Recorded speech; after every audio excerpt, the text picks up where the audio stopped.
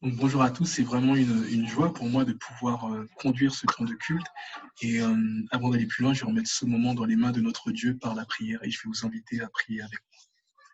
Père céleste, Dieu d'Abraham, de Jacob et d'Israël, toi qui es grand, qui fais toutes choses, nous te remercions pour ce souffle de vie que tu as renouvelé en nous. Nous te remercions pour ce temps de culte que tu nous permets d'avoir. Et nous te demandons vraiment que tu puisses disposer nos cœurs pour faire en sorte qu'au travers de chaque chant que nous allons prendre, au travers des versets que nous allons entendre, Papa, et au travers de ta parole qui va être prêchée, que tu puisses vraiment profondément toucher nos cœurs et les transformer pour nous permettre de marcher de progrès en progrès dans notre marche avec toi, Père Céleste. Nous remettons vraiment toutes choses entre tes mains. Béni sois-tu, béni soit ton Saint-Nom. Et qu'à toi seul soit louange, honneur au siècle des siècles. Et c'est dans le nom puissant de ton Fils Jésus-Christ que nous t'avons prié, Père. Amen. Et c'est vrai que moi, pour ce temps de culte, le passage que j'avais à cœur de vous partager se trouve dans le livre d'Esdras, le chapitre 3, du verset 10 à 13. Et il est dit, lorsque les ouvriers posèrent les fondements du temple de l'Éternel, on fit assister les sacrificateurs en costume avec les trompettes et les Lévites fils d'Asaph avec les cymbales, afin qu'ils célébrassent l'Éternel d'après les ordonnances de David, roi d'Israël. Ils chantaient, célébrant et louant l'Éternel par ses paroles, car il est bon, car sa miséricorde pour Israël durera toujours. Et tout le peuple poussait de grands cris de joie en célébrant l'Éternel, parce qu'on posait les fondements de la maison de l'Éternel. Et plusieurs des sacrificateurs et des Lévites et des chefs de famille âgés qui avaient vu la première maison pleuraient à grand bruit pendant qu'on posait sous leurs yeux les fondements de cette maison. Beaucoup d'autres faisaient éclater leur joie par des cris, en sorte qu'on ne pouvait distinguer le bruit des cris de joie d'avec le bruit des pleurs parmi le peuple, car le peuple poussait de grands cris dont le son s'entendait au loin. Et vous savez, en fait, ce que j'aime beaucoup déjà dans ce passage, c'est la joie qui émane du peuple d'Israël parce qu'on pose les fondements de la maison de l'Éternel.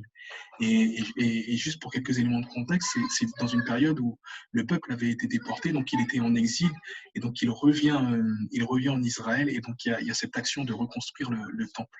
Et, et ça m'a fait penser au fait de la joie qu'on pourra ressentir quand on pourra tous célébrer le culte ensemble dans un même lieu, en disant que l'idée n'est toutefois pas de focaliser notre attention dans notre lieu, parce que l'une des plus grandes grâces que le Seigneur nous fait, c'est tout d'abord nous de nous permettre de nous approcher de lui. Et pourquoi je vous dis ça? C'est parce que dans Hébreux 12, du verset 18 à 19, il est dit, vous ne vous êtes pas approché d'une montagne qu'on pouvait toucher et qui était embrasée par le feu, ni de la nuée, ni des ténèbres, ni de la tempête, ni du retentissement de la trompette, ni du bruit des paroles tels que ceux qui l'entendirent demandèrent qu'il en fût adressé aucune de plus. Et c'est vrai qu'on se rend compte que dans l'histoire du peuple d'Israël, il y a vraiment eu des moments où le peuple avait peur de s'approcher de Dieu. Alors que nous, en fait, ce qu'on nous dit, c'est qu'au travers du sacrifice de Jésus-Christ, eh ben, que on peut nous approcher avec assurance du trône de la grâce. C'est ce qui nous est dit dans Hébreux 4,16. Approchons-nous donc avec assurance du trône de la grâce afin d'obtenir miséricorde et de trouver grâce pour être secourus dans nos besoins. Et donc c'est vrai que se retrouver physiquement pour célébrer notre Dieu sera une grâce. Et malgré tout, il faut nous rappeler que la première grâce que le Seigneur nous fait, c'est de pouvoir nous approcher de lui, tout d'abord. Et ensuite, ce que j'aime beaucoup dans le passage d'Esdras, c'est qu'on voit que c'est tout le peuple qui pousse des cris de joie. Et cela met en avant en fait la notion d'unité. Et en disant que effectivement le fait qu'il y ait l'unité entre les chrétiens, qu'il y ait de l'amour fraternel entre les chrétiens, c'est une bénédiction. Et d'ailleurs, le psaume 133 nous rappelle en disant « Voici, qu'il est agréable, qu'il est doux pour des frères de demeurer ensemble.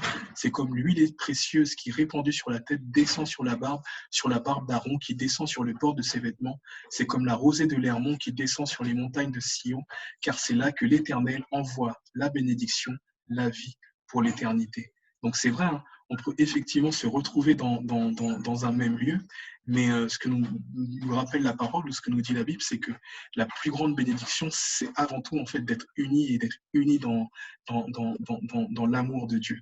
D'ailleurs, il y a le passage de Jean 17,20 qui nous montre que c'est une chose que désire le Seigneur ou que le Seigneur a à cœur. En effet, dans Jean 17, 20, 21, ce n'est pas pour eux seulement que je prie, mais encore pour ceux qui croiront en moi par leur parole, afin que tous soient un comme toi, Père, tu es en moi, et comme je suis en toi, afin que eux aussi soient un en nous pour que le monde croie que tu m'as envoyé. Donc effectivement, se retrouver physiquement est une chose, mais être unis en est une autre. Et pour être unis en fait dans le Seigneur, dans l'amour du Seigneur, il y a effectivement au travers du lieu physique qui est l'Église, mais il y a aussi au travers des actions simples que l'on peut faire, c'est du coup c'est prendre des nouvelles des frères et des sœurs en disant que notre lien ne se résume pas qu'au lieu physique, qu'au lieu qu'est l'Église, même si le lieu y contribue. Je reste malgré tout vigilant par rapport à cela. Et, euh, et une autre chose, donc on voit que, du coup que plus que le lieu, en fait, ce que le Seigneur veut, c'est que du coup, c'est que nous soyons unis, qu'il y ait de l'amour fraternel. Et j'aime beaucoup cette notion en fait dans la parole qui dit que nous sommes en fait des pierres vivantes, en disant qu'effectivement, en fait, cette communion fraternelle, chacun de nous y participe. Et, euh, et vraiment, en fait, et donc du coup, ça me dit, ou ça me pousse dans ma réflexion à vraiment en fait demander au Seigneur qu'il fasse en sorte que nous prenions conscience de cela et qu'il travaille vraiment en chacun de nous pour nous permettre d'être vraiment cette pierre vivante qui contribue à ce bel édifice qui est l'Église et qui est composé de chacun des frères et des sœurs dans la foi. Et donc, voilà, après cette introduction ou ce temps de partage, donc du coup, les trois chants que nous allons prendre, le premier est Nous venons dans ta maison pour demander au Seigneur de rentrer humblement dans sa présence pour l'adorer. Le second chant que nous allons prendre sera Béni soit le lien, pour remercier Dieu pour l'amour fraternel qui nous permet de connaître et pour lui demander que nous demeurions toujours, toujours, toujours dans cet amour. Et ensuite, nous allons prendre un troisième chant qui est Tel que je suis, sans rien à moi, pour voilà, manifester le fait que chacun de nous en fait contribue à cette communion fraternelle, demander vraiment au Seigneur qu'il puisse travailler en nous, travailler dans nos cœurs pour nous rendre meilleurs pour lui, pour les autres, pour son œuvre. Donc bon culte et soyez bénis.